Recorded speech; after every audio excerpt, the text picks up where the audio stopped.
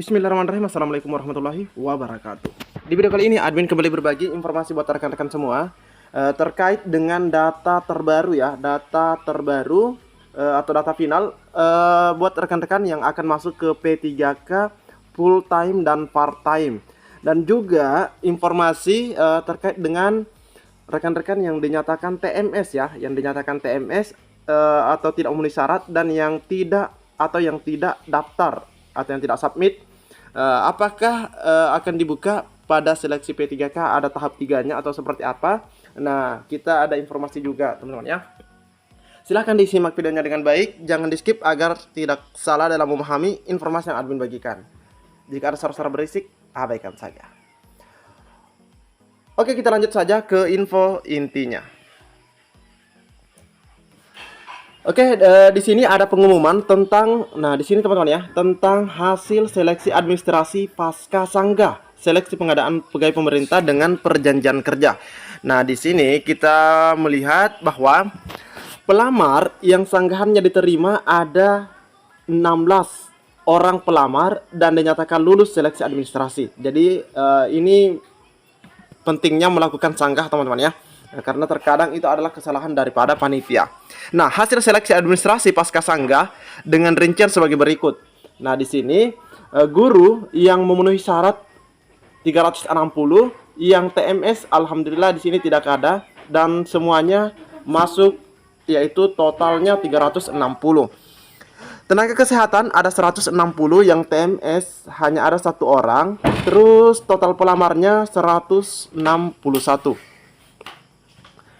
Lanjut, tenaga teknis yang memenuhi syarat 750 dan ada 20 yang dinyatakan TMS, dan di sini total yang melamar jadinya 778. Nah, total yang akan masuk P3K ya, P3K di Kabupaten Rejang Lebong teman-teman ya.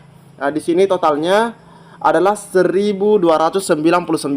Nah, 1299 inilah yang akan masuk P3K atau akan dapat NIP ya, akan dapat NIP. Nah, tergantung nanti apakah dia memenuhi formasi maka masuk ke full time.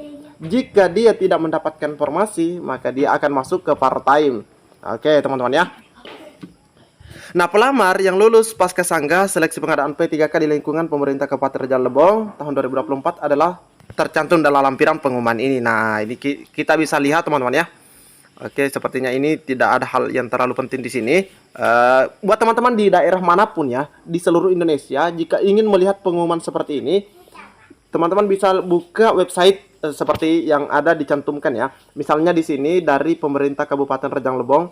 Nah, ini adalah laman website BKPSDM-nya atau BKD ya. Teman-teman bisa cek di tempat yang teman-teman daftar. Nah, ini di poin 9 harus teman-teman ketahui bahwa tidak dipungut biaya apapun. Tidak dipungut biaya apapun. Nah, di sini di lampiran pengumuman hasil seleksi administrasi pasca sanggah, kita bisa lihat daftar nama yang dinyatakan lulus seleksi administrasi pasca sanggah ya, P3K tahun anggaran 2024. Nah, di sini kita bisa lihat nama peserta dan jabatan yang dilamar. Ini cukup banyak teman-teman ya. Nah, di sini jika kita lihat ini diurut berdasarkan abjad. Nah, yang pertama di sini ada Abdul Ahad Syakur. Nah, di sini dia guru kelas SD, terus ada guru agama Islam, PJOK, BK, guru SD. Nah, di sini sudah bisa kita lihat sebenarnya teman-teman ya, terkait daftar nama dan peserta daftar nama dan jabatan yang telah dipilih oleh peserta. Oke. Nah, di sini kita lihat. Nah, ini dia. Oke, mudah-mudahan teman-teman yang ada di pemerintah Kabupaten Rejang Lebong ini namanya ada di sini ya, karena ini adalah nama-nama yang lolos dalam verifikasi administrasinya. Nah, seperti itu teman-teman ya. Nah, selanjutnya mungkin ada yang bertanya bagaimana dengan nasib seperti yang teknis tadi ya. Nah, kita lihat di sini di tenaga teknis ada 20, terus ada di tenaga kesehatan ada 1. Nah, apakah akan dibuka tahap 3 atau seperti apa, atau ditunggu di tahun 2025 untuk periode selanjutnya ya. Oke, kita lihat informasi terbaru.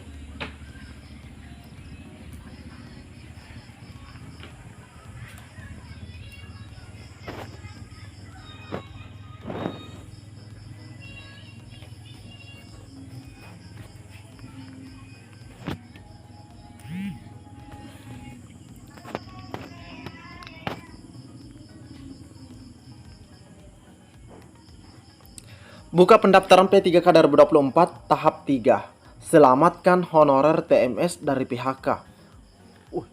Luar biasa teman-teman ya. Apakah ada P3K di tahap 3? Oke, coba kita cek. Ini informasinya terbilang masih sangat baru. Pemerintah didesak untuk membuka pendaftaran P3K 2024 tahap 3. Ini untuk menyelamatkan honorer TMS alias tidak memenuhi syarat. Pemerintah harus menyelamatkan honorer yang tidak memenuhi syarat alias TMS P3K 2024. Jika tidak, maka PHK massal mengancam. Ini disampaikan oleh DPP Forum Honorer non kategori 2. Ini jika tidak dibuka atau tidak ada kebijakan teman-teman ya. Menurut dia, pendaftaran P3K 2024 jangan hanya dibuka 2 tahap. Pemerintah harus membuka tahap ketiga untuk mengakomodasi honorer yang gagal di tahap 1 dan tahap 2. Meskipun tahap 2 belum dibuka ya. Nah, dia menegaskan tanpa membuka pendaftaran P3K 2024 tahap 3 akan banyak honorer yang tertinggal. Padahal tahun depan tidak boleh ada lagi honorer. Kalau pemerintah membiarkan yang TMS, honor tidak tuntas tahun ini. Secara terpisah, Dewan Pembina Forum Honorer di sini yaitu Ibu Nurbaiti mengatakan Komisi 2 DPR RI telah meminta kepada BKN, nah ini ya, telah meminta kepada BKN, Menpan RB, yaitu Ibu Rini agar jangan banyak honorer yang dijadikan TMS, ya, jangan banyak honorer jadikan TMS. Pak Mardhani Alisera, anggota Komisi 2 DPR RI meminta secara khusus agar honorer diselamatkan dari TMS. Dia menambahkan harus dicarikan solusi bagi yang honorer berstatus TMS. Jangan hanya dilepas dengan berbagai alasan. Jadi memang itu seringkali disuarakan oleh Pak Mardhani. Honorer kedua terangnya banyak yang TMS karena suket pengalaman kerjanya. Oleh karena itu harus ada kebijakan khusus buat honorer TMS. Jangan mereka dibuang begitu saja. Mereka harus tetap diselesaikan sesuai kesepakatan Komisi 2 DPR RI dan juga Kemenpan RB dan BKN. Katanya harus sesuai dengan kesepakatan. Seperti janji ex Menpan RB Aswar Anas bahwa honorer ikut tes P3K 2024 hanya formalitas. Kata formalitas di sini yang teman-teman harus ketahui yaitu tidak adanya passing grade. Tidak ada passing grade ya. Masa sekarang Menpan RB baru malah dipersulit dengan kesalahan administrasi yang seharusnya bisa diselesaikan secara internal.